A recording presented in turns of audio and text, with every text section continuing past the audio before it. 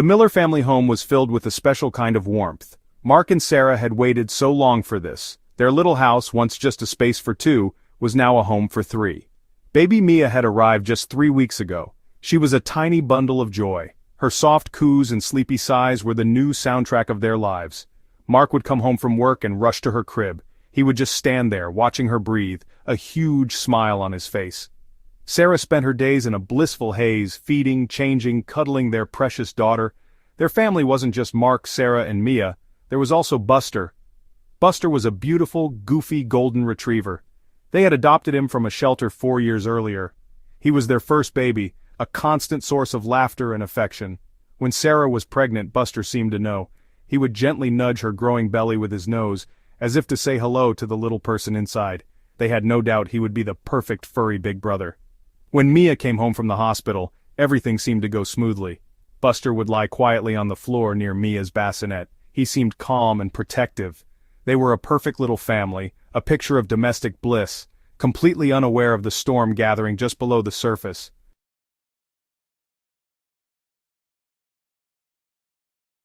The perfect picture started to show tiny cracks. They were so small at first, almost unnoticeable. Sarah was the first to feel a subtle shift. Buster, who was usually her shadow, started keeping a slight distance. If she was holding Mia, he wouldn't come over for his usual head rub. He would watch her from the other side of the room. His tail, normally a constantly wagging metronome of happiness, would be still.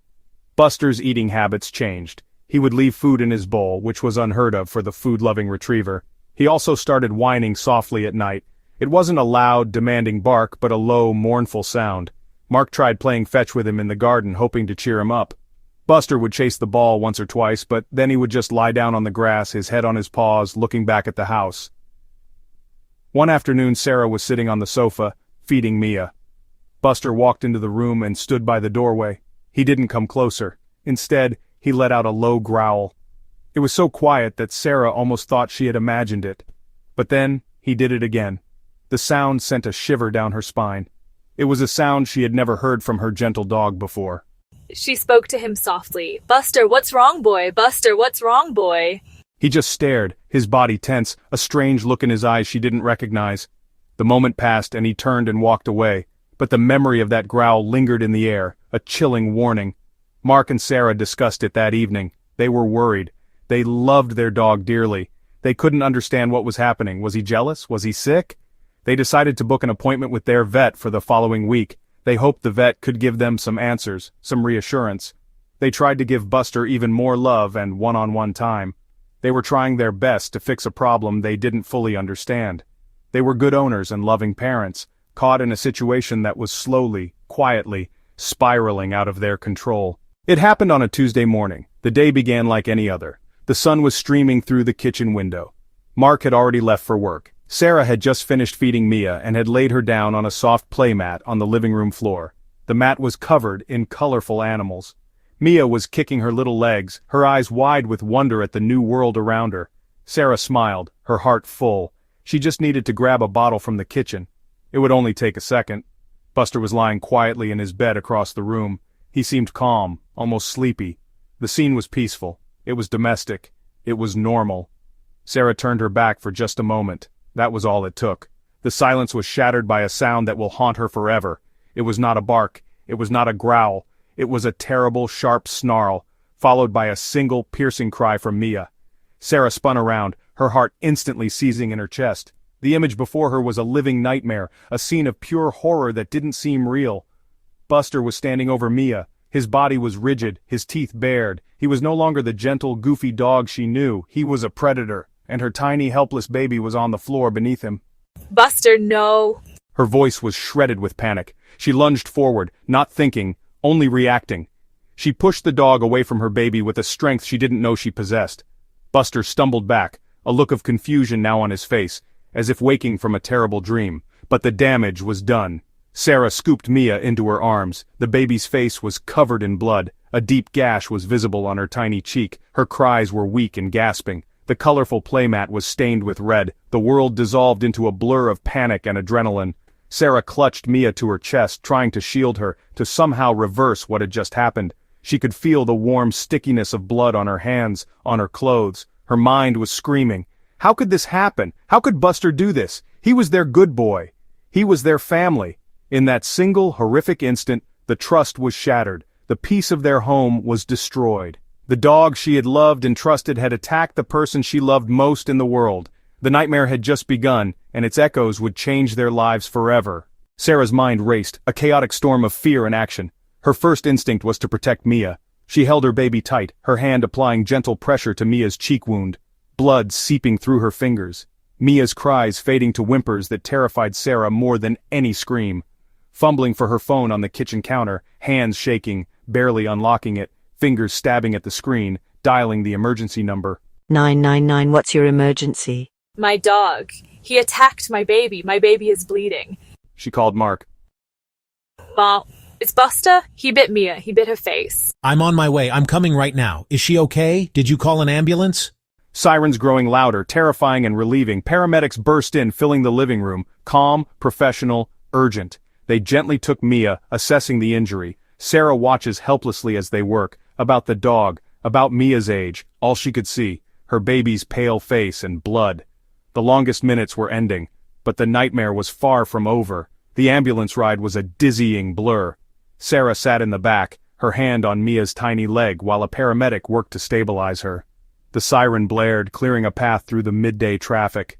But all Sarah could focus on was the rhythmic beep of the heart monitor, a fragile electronic pulse that represented her entire world. Upon arrival at the hospital, a team was waiting. Doctors and nurses swarmed around Mia's small stretcher, whisking her away into the emergency department. Sarah was left standing in the hallway, her clothes stained with blood, her mind empty. A nurse gently guided her to a small private waiting room. It was then that Mark arrived, his face pale and drawn. He ran to her, and they collapsed into each other's arms, a silent, desperate embrace that spoke of their shared terror. They didn't need words, they just held on, two parents adrift in a sea of fear, waiting for news about their daughter. Hours crawled by, doctors came and went offering small updates. Mia was stable. The wound was serious, but the doctors were hopeful. They explained that a team of plastic surgeons would be operating. They spoke of nerves, muscles, and the risk of scarring. The words were clinical and precise, but to Mark and Sarah, they were terrifying. The idea of their perfect, tiny baby undergoing surgery was almost too much to bear. They sat in the sterile waiting room drinking coffee that tasted like ash, replaying the morning's events over and over in their minds. How could this have happened? What did they miss? Finally, after what felt like a lifetime, the lead surgeon came to see them. He was a kind man with tired eyes. He explained that the surgery had gone well. They had managed to repair the damage, meticulously stitching the delicate layers of skin on Mia's cheek. He said she would need follow-up care and that there would be a scar.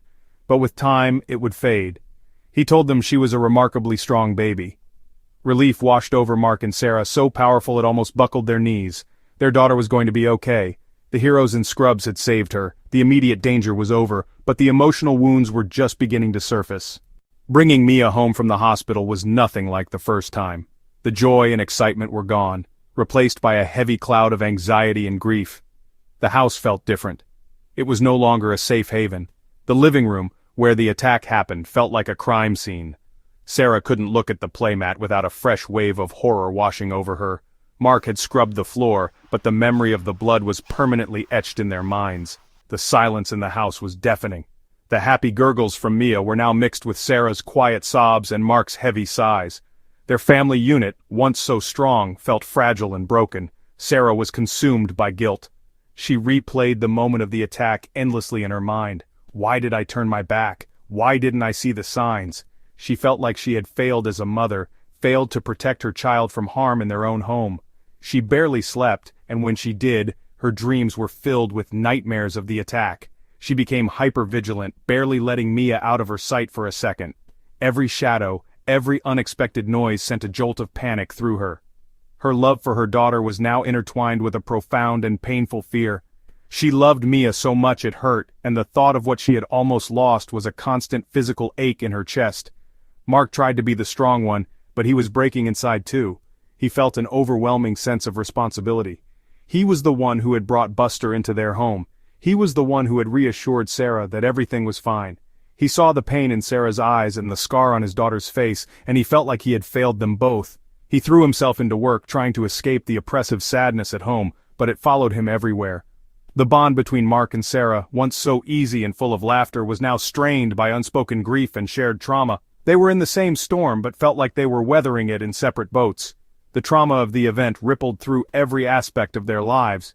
Friends tried to offer support, family tried to offer support, but they couldn't truly understand the depth of their pain. Some made unhelpful comments, questioning why they had a dog around a baby in the first place. This only deepened Sarah's sense of guilt and isolation.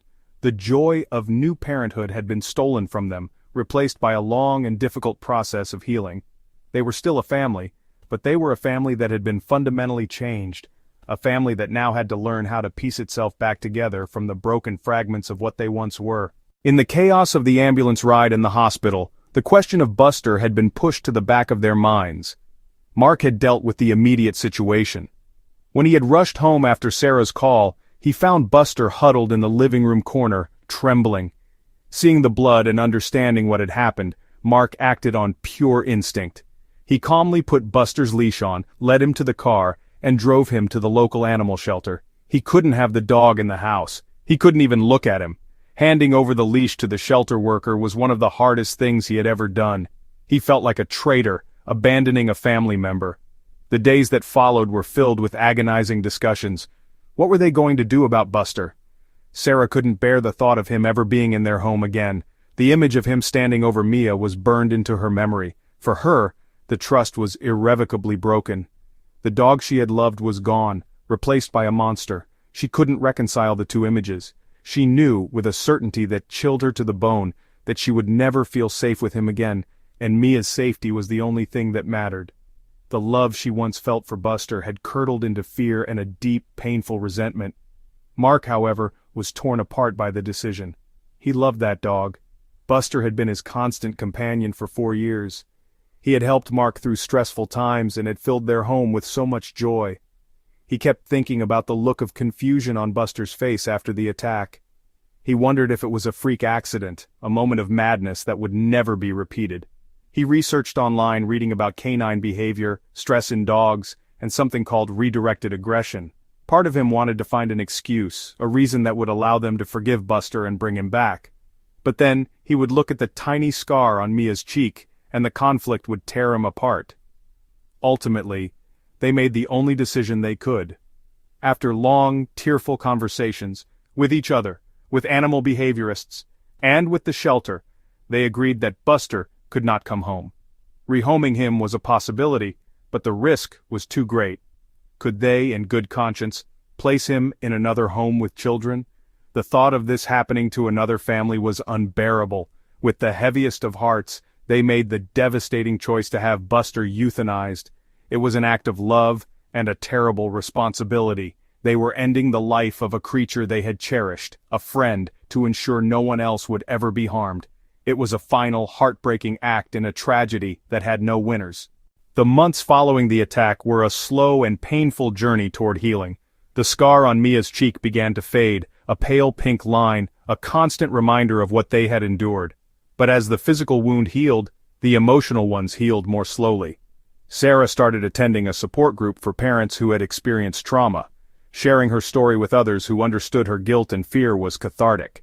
She learned her feelings were normal and that she was not a bad mother. Slowly, she began to forgive herself, and the crushing weight of anxiety began to lift piece by piece. Mark and Sarah learned to talk to each other again, not just about logistics and appointments, but about their feelings. They shared their grief over losing Buster and their fear for Mia. They cried together and held each other. They slowly rebuilt the intimacy the trauma had fractured. They focused on creating new, happy memories with Mia. They took her to the park. They sang her songs. They celebrated every little milestone. Their joy was tinged with profound appreciation for life. They watched her grow into a happy, bubbly toddler. Her laughter filled the quiet corners of their home and hearts. The family would never be the same, but they discovered a new kind of strength. They decided to use their story to help others. Mark created a small website sharing their experience and expert advice. They wanted to raise awareness about dog and baby safety. They spoke honestly about their love for Buster and the terrible decision they had to make. Their message was not anti-dog, it was pro-safety and pro-education. The response was overwhelming. Other families shared close calls and thanked them. Today the Miller home is once again filled with warmth and laughter. The phantom pains of trauma have receded, leaving deep wisdom and a powerful bond. They will never forget Buster or the love they had for him. They will never forget the terrible day their world fell apart, but they chose not to be defined by their tragedy. They are defined by their resilience, their love for each other, and their hope for the future. Their story is a sobering reminder of life's unpredictability and a powerful testament to the healing power of love, forgiveness, and the enduring strength of the human spirit.